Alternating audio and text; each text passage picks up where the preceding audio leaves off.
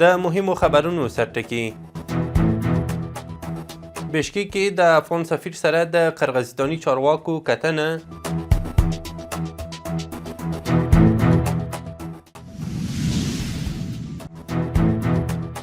د قانون او پټرولیم له وزیر سره د ترکمنستاني سفیر لیدنه.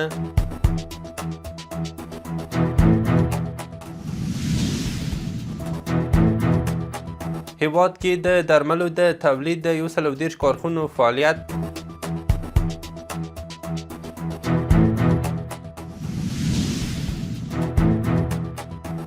او په امریکا کې د واورې او طوفان له امله د سلګونه زره خلکو زیانمنېدل.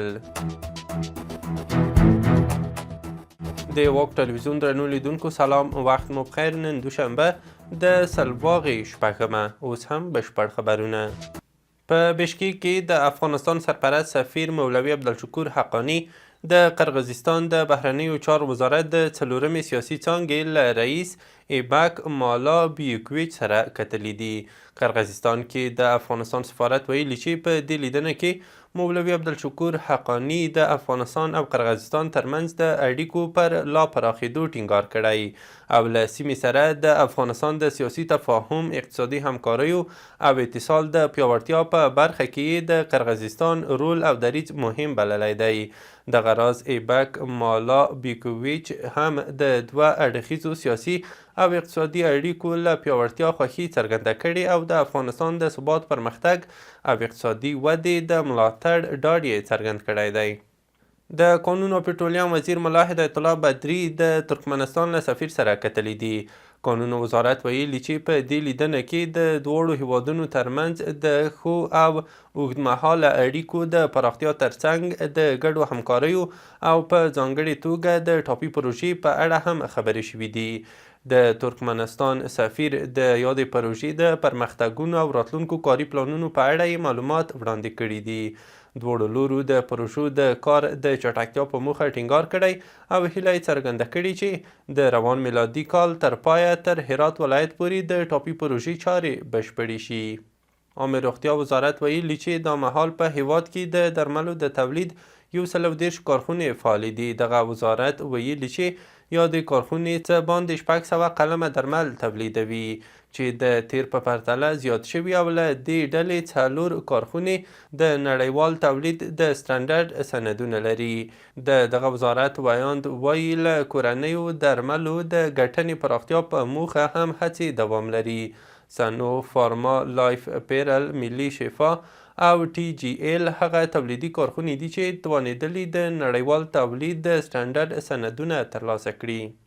امنیتي ځواکونو د کندهار په سپین بولدک ولسوالۍ کې له پاکستان افغانستان ته قاچاق کېدونکي 1100 کارتنه درمل نیولي او سوځولي دي. 215 البدر قلو اردو ویلي چې دغه درمل د استخباراتي معلوماتو پر بنسټ په لقمان کلي کې نیول شوي دي. نیول شوي قاچاقي درمل د قانوني کړنلارې له مخې د امنیتي مسؤلینو او اړوند ادارو د استازو په حضور کې سوځول شوي دي. یادې قلو اردو ویلي چې امنیتي ځواکونه د سرحدي سیمو امنیت ته جدي پاملرنه لري او د قاچاق پر ضد مبارزې ته دوام ورکوي. د ملګرو ملتونو د عمومي منشي مرستیالې روزمیری ډیکارلو د افغانستان او ملګرو ملتونو ترمنځ پر همکارۍ ټینګار کړی او ویلي دي چې یاد سازمان هڅه کوي د دوحې له بهیر څخه په ګټې اخیستنې افغانستان بیرته له نړیوالې ټولنې سره ونښلوي. نوموړې له تولونیو سره په مرکه کې ویلي نړیواله ټولنه د ښځو او نارینه‌وو د حقونو برابري او د نجونو د زده کړو حق مهم بولي. ډیکارلو همدارنګه ویلي چې د دوحې د بهیر کاري ډلې به په فبرورۍ میاشت کې په کابل کې ناسته وکړي. ډیکارلو دغه راز زیاته کړې چې له نشهیي توکو سره مبارزه نړیوال ملاتړ او بدیل کښتونو ته اړتیا لري او ملګري ملتونه هم هڅه کوي چې افغانستان په دې برخه کې لازمې مرستې ترلاسه کړي. ټولګټو چارو وزارت وایي چې د سالنګ لویه لاره لا هم درنې واورې ورېدو، سخت طوفان او د لید ساحې د محدودیت له امله نه ده پرانیستل شوی او د پاکولو عملیات یې جریان لري.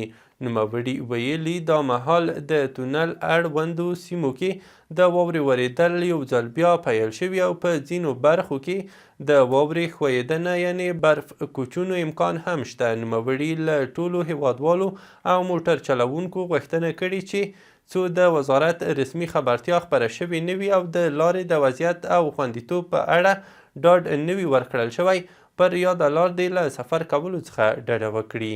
د هرات سیمه ییز چارواکي وایي چې د ټاپي پروژې د ګاز نلي کې د غځولو لپاره په دې ولایت کې 1 نوي کیلومتره مسیر چمتو شوی دی. د پروژې د چارو پر پرمختګ د هرات والی شیخ مولانا اسلامجار د ترکمنستان له جنرال کونسل بکنج عبدالله یوف سره په لیدنه کې خوښي څرګنده کړې ده. د مسؤلینو په خبره د دغه مسیر په اوږدو کې د عملي چارو د اسانتیاو لپاره څو کاري کمپونه هم جوړ شوي دي. د ترکمنستان جنرال کونسل ډاډ ورکړی چې د پلانونو له مخې به د پروژې کار په هرات کې د روان کال تر پایه بشپړ شي. بلخوا د هرات ولایتي مسؤلینو ویلي چې د ځمکې لاندې اوبو د کچې د لوړولو او د باران او واورو د اوبو د جذب لپاره په دې وروستیو کې تر 80,000 زیاتې جذبي څاګانې کیندل شوي دي. د یاد ولایت د اوبه او انرژۍ ریاست د معلوماتو له مخې دا څاګانې په بازارونو، دولتي ادارو، ښوونځیو، جوماتونو او صنعتي سیمو کې جوړې شوي دي. مسؤلین او کارپوهان وایي دا بهیر د دوامدارې وچکالۍ له امله د ځمکې لاندې اوبو د کمښت د جبران لپاره مهم ګڼل کیږي. د صنعت او سوداګرۍ وزارت ویلي چې په تیر زیږدیز کال کې له افغانستانه د 142 میلیونه ډالرو په ارزښت 317,000 او 517 ټنه تازه میوې بهرنیو هیوادونو ته صادرې شوي دي. یاد وزارت ویلي چې دغه صادرات متحده عربي اماراتو، ترکیې، پاکستان، اروپایي هیوادونو او د منځنۍ اسیا بازارونو ته شوي دي. د ترکیې ساحلي ګارد خبر ورکړی چې په چاناک کلا ښار کې د عملیاتو پر مهال د 19 ماشومانو په ګډون 19 افغان پناه غوښتونکي نیولي دي. ترکي چارواک ویلي چې په دې عملیاتو کې یو بل کس د انساني قاچاق په تور نیول شوی دی. ترکي رسنیو راپور ورکړی چې نیول شوي افغان پناه غوښتونکو د اوسېدو قانوني اسناد نه لرل او وروسته د ایواجک د کډوالو د ساتنې مرکز ته لیږدول شوي دي. د ترکیې د کډوالۍ ادارې د رسمي ویبپاڼې د معلوماتو له مخې یوازې په 2025 زیږدیز کال کې په ټوله ترکیه کې 440,150 بې اسناده افغان کډوال نیول شوي دي. د یادې ادارې شمیرې ښیي چې د روان کال په لومړیو 2 اونیو کې تر 1500 ډیر افغان پناه غوښتونکي نیول شوي دي. د راپورونو له مخې د امریکا په ګڼو ایالتونو کې د سخت ژمي، واورې او طوفان له امله شاوخوا 1 میلیون کسان له برېښنا بې برخې شوي او نږدې 10,000 الوتنې هم لغوه شوي دي. د معلوماتو له مخې دغه طوفان چې درنه واوره، کنګل او سخته یخني ورسره مل ده د امریکا ختیځې سیمې له فلج کېدو سره مخ کړي دي. ولسمشر ډونالډ ټرمپ دغه طوفان تاریخي بللی او په یو شمېر ایالتونو کې فدرالي بیړنی حالت اعلان کړی دی. د امریکا د کورني امنیت وزارت ویلي چې په 19 ایالتونو او واشنگټن ډي سي کې د هوا بیړنی حالت اعلان شوی دی.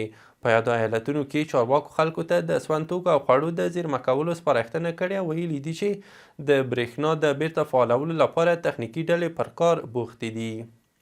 بلخوا په امریکا کې یوه شخصي الوتکه چې 8 کسان پکې سپاره وو د مین په بنګور نړیوال هوایي ډګر کې د الوتنې پر مهال ویدلې ده. دغه الوتکه چې تیر ماښام نسکوره شوې ده د سپرلیو د وضعیت په اړه لا معلومات نه دي ورکړل شوي. د امریکا د فدرالي هوایي چلند ادارې د پیښې د پلټنې خبر ورکړی دی. دغه پیښه داسې مهال شوې چې د نیو انګلند او د امریکا د ډیرو برخو کې د واورین طوفان خبرداری ورکړل شوی دی. په فلیپین کې د یوې بیړۍ د ډوبېدو له امله 15 تنه مړه شوي دي. 28 کسان نادرکه او څه باندې 300 نور ژغورل شوي دي. د فلیپین ساحلي ګارد ویلي چې دغه بیړۍ تېره شپه ناوخته د باسایلان ولایت ته نږدې سمندر کې ډوبه شوې ده. د دغه هیواد امنیتي مسؤلین ویلي چې تر دې مهاله 314 کسان ژغورل شوي دي. د فلیپین روغتیایي مسؤلینو ویلي چې هغه کسان چې ژغورل شوي او روغتیایي پاملرنې ته اړتیا لري روغتونونو ته لیږدول شوي دي. او وروستی خبر مهم دا چې د افغانستان د المپیک بدني روزنې او ورزش عمومي رئیس احمد الله وثیق د بحرین د نویو ځوانانو په آسیایي سیالیو او د سعودي عربستان د اسلامي هیوادونو د پیوستون له سیالیو د میډال راوړونکو افغان ورزشکارانو ستاین غونډه کې ویلي چې افغانستان د بحرین د نویو ځوانانو په آسیایي سیالیو کې د 45 هیوادونو په ډله کې 24 مقام او د سعودي عربستان د اسلامي هیوادونو د پیوستون سیالیو کې د 950 هیوادونو په ډله کې 26 مقام خپل کړی دی. وثیق ویلي چې د ورزش په برخه کې د سږکال لاسته راوړنې په هیواد کې بېسارې وې. نوموړي زیاته کړې چې اسلامي امارت په کلکه د ورزشکارانو ملاتړ کوي. له عملتیاب لیدلو مو مننه. وروستیا مهم خبرونه مو همدومره وو.